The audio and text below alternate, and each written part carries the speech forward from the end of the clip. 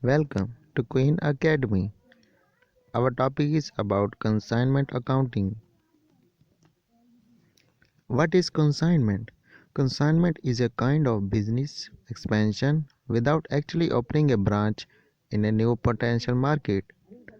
So, what is consigner?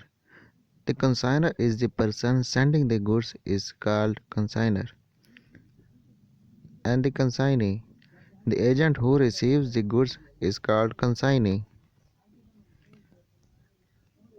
Let me discuss the difference between sale and the consignment. In sale, property in goods is transferred to the buyer along with the transfer of goods.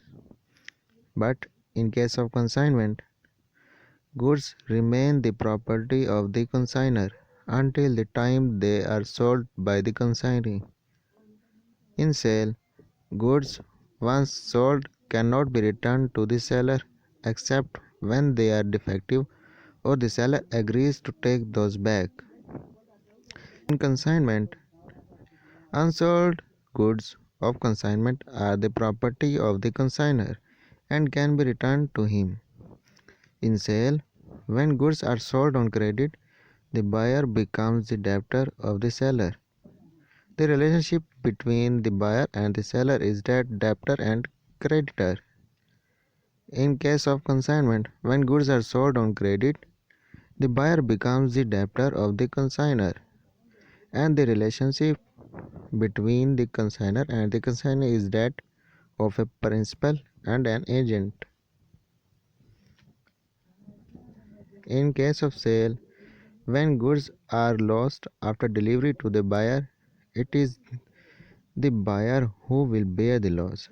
In case of consignment, when goods are lost on consignment, it is the consignor who will bear the loss. What is pro forma invoice?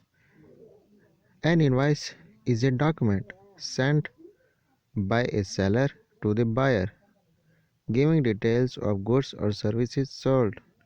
It is also known as a memorandum invoice. In case of foreign consignment, the pro forma invoice serves as a prime document for custom clearance. What is account sale?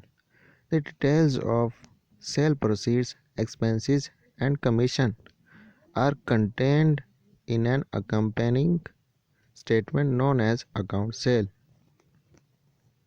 Thanks for watching.